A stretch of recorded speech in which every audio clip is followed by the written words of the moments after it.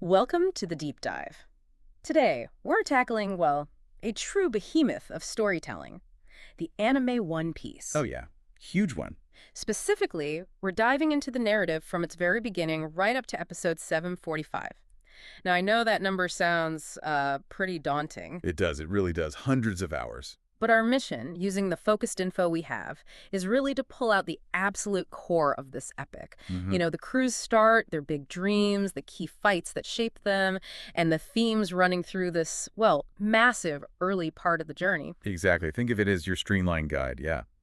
To understanding the foundational saga of the Straw Hat Pirates without needing, all those viewing hours logged.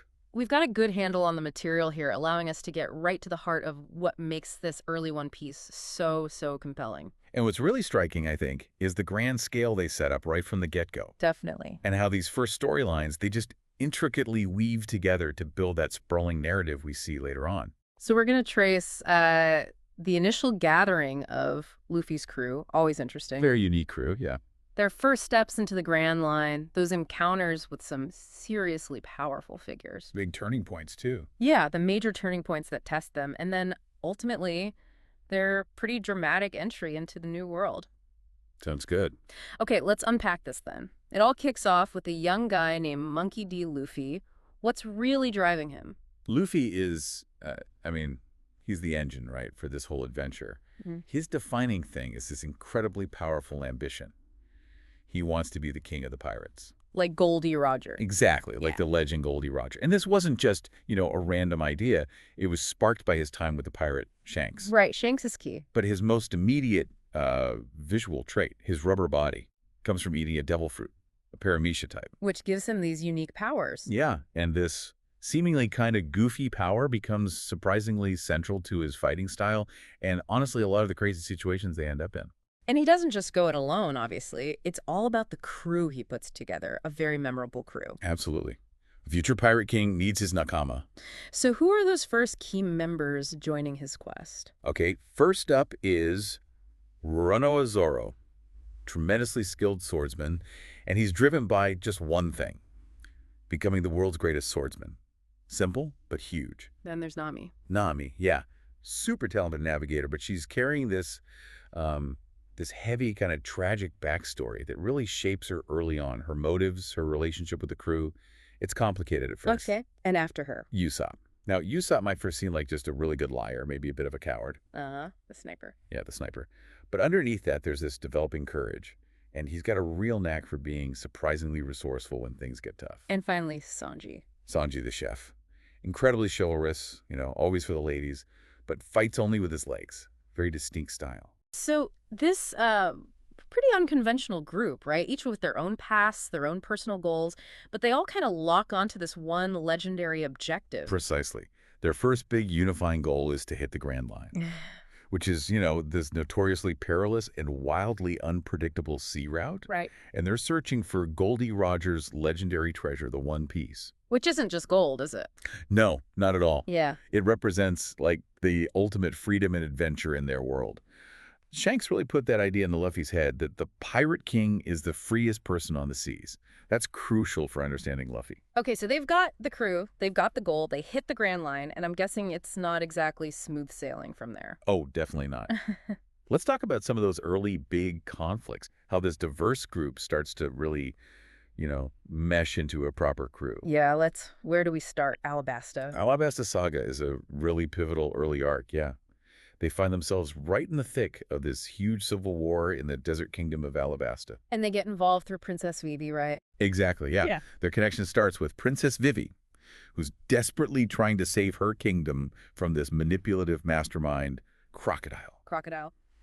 Who we find out pretty quickly is one of the 7 warlords of the sea. Yep. That immediately signals like a huge jump in the danger level they're facing. Absolutely. Crocodile is a formidable guy. Yeah. He's got Logia Devil Fruit Power Sand, making him incredibly dangerous. Plus, he leads this big criminal group, Baroque Works. So this whole saga just throws the young crew into the deep end. Completely. They're forced to confront the horrible realities of war, betrayal on a massive scale, the suffering of an entire nation. It's rough. But they win eventually. They do. It's a hard-fought victory. Uh-huh. But it comes at a personal cost, too, because Vivi makes that really tough choice to stay behind and help rebuild her kingdom. Which really highlights the bond they formed, even though she couldn't sail with them. Exactly. It shows how strong those friendships became, even with different paths ahead. Okay, so from the blazing desert heat to the sky, that's quite a jump. Skypiea is next. It is. Skypiea is fascinating because it literally takes the setting way up, beyond anything they'd seen. Up into the clouds. Right. And here, they clash with this self-proclaimed god named Enel. A god, okay. And this saga digs into more complex stuff, like religion, different versions of history, colonization even, because the Sky Island has this long, kind of violent history. And we start hearing about the Void Century here too, right? That mysterious lost history the world government wants to bury. Precisely. Robin's ability to read those ancient poneglyphs becomes really important here. It starts coming into focus. And Enel, being a god, he must have some incredible power up there. Oh yeah, his electricity-based powers are immense. His defeat by Luffy is actually a really big moment. Why is that? Because it directly challenges this whole idea of absolute authority, whether it's, earthly kings or supposedly divine beings. It reinforces that theme that nobody's truly untouchable, especially not to Luffy's will and, well, his rubbery weirdness. Huh? Okay, so after the airy heights of Skypiea, they come crashing back down. Figuratively, maybe literally. Water 7 and Eni's lobby feel like a huge turning point emotionally, too. Oh, absolutely. This two-parter is, I'd argue, one of the most pivotal in this whole early stretch. It kicks off with something really heartbreaking. The loss of their ship, the Going Merry. Oh, the Mary. It just reached the end of its life. And that loss hits every single crew member hard. It represented so much of their journey together. But that's just the start of the pain in this arc, isn't it? Unfortunately, yes. Because then their crewmate, Nico Robin, gets captured by the world government. And it's not random. It's specifically because she can read those poneglyphs, right? The ones holding the secrets to that hidden history the world government is desperate to keep quiet. Exactly right. Her very existence, her ability to decipher those texts, makes her a massive threat in their eyes. And the crew's reaction, that's what makes this arc legendary. It really is. Yeah. They don't hesitate. Not for a second. They basically declare war on the world government itself by launching this full-on assault on Eni's lobby, a major government stronghold. And Robin's big moment. I want to live. Yeah. Yeah. That desperate cry just perfectly captures her wanting to be with her friends, to accept her own life, despite the world basically hunting her. It's incredibly powerful. And this is also where we see Luffy really level up his fighting, isn't it? Gear 2nd and Gear 3rd. Yes. To rescue Robin and fight CP9, the government's elite assassination squad, Luffy pushes his body, his devil fruit powers, to total new levels. He unlocks Gear 2nd and Gear 3rd. Huge power boost. Massive advancements in his combat ability, shows his growing determination, how he adapts. But their victory in saving Robin comes with that heavy cost. They do ultimately lose the Going Merry. The ship that carried them through everything up to that point. Yeah, it's such a poignant moment. A reminder that their journey is always marked by these incredible wins, but also significant, often really painful sacrifices.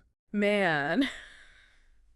The scale of the threats just keeps going up and up, doesn't it? First villains, then organizations, now the world government itself. What's next? Thriller Bark sounds spooky. Thriller Bark definitely shifts the tone.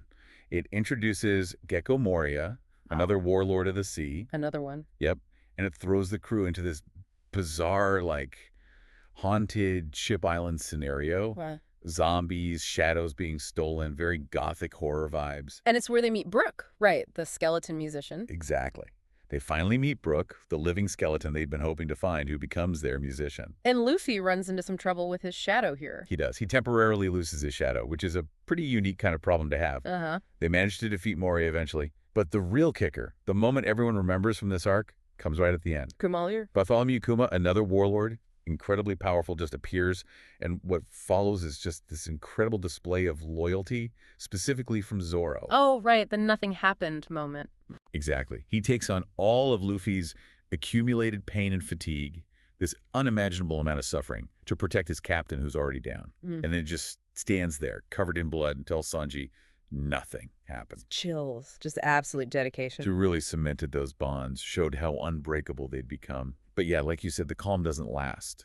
Subardi Archipelago and then Marineford, that's where everything just explodes. Massive scale chaos, right? Totally. These two sagas are just this brutal, dramatic escalation of everything they'd faced. First, Sabaody. They run